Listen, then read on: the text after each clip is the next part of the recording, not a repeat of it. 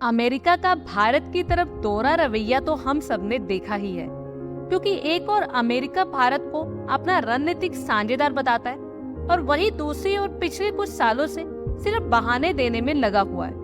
America ने भारत को अपने फाइटर जेट इंजन के नाम पर कई बार देरी की है और बहाने बनाए कि टाइटेनियम की शॉर्टेज है, कभी साउथ कोरिया के रिसोर्सेज की सप्लाई इश्यूज है। लेकिन सच तो यह है कि अमेरिका ने भारत को सिर्फ बहाने ही दिए।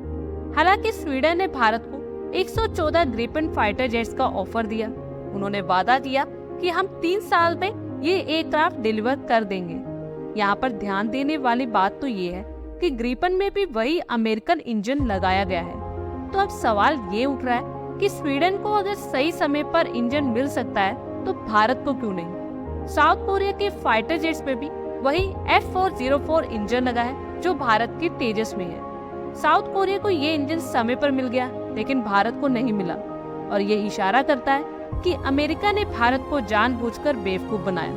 और कुछ एक्सपर्ट्स का मानना है कि अमेरिका ने भारत पर दबाव बनाने के लिए इस तरह की टैक्टिक्स चलाई ताकि भारत स्वीडन या दूसरे देशों से कोई भी फाइटर जेट ना खरीदे और अमेरिका से भी जुड़ा रहे। जनवरी 2025 में डोनाल्ड ट्रंप शपथ लेंगे, लेकिन ट्रंप की अप्रोच चीन और रूस के खिलाफ तो काफी स्ट्रिक्ट है, लेकिन भारत के लिए थोड़ी हेल्पफुल रही।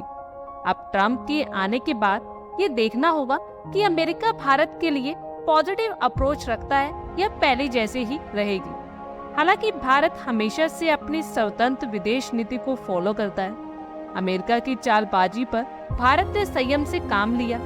डोनाल्ड ट्रंप के आने से पहले अमेरिका ने भारत को इंजन की सप्लाई में देरी करके जो धोखा दिया वो अमेरिका और भारत के रिश्तों में दरार डाल सकता है। भारत को लेकर अमेरिका का यह दोगला रवैया भारत को बहुत कुछ सोचने पर मजबूर कर रहा है। ट्रंप की वापसी के बाद अब ये देखना होगा कि क्या ये सब बदलेगा और क्या अमेरिका भारत के रिश्ते फिर से सुधरेंगे। अमेरिका ने जो अभी तक हमें इंजन नहीं दिया, आप लोगों की इस पर क्या कुछ राय है, कमेंट बॉक्स में शेयर करें। आई होप आपको हमारी ये वीडियो अच्छी लगी होगी और आगे भी इसी तरह के अपडेट्स के लिए हमारे चैनल को जरूर सब्सक्राइब करें। धन्यवाद।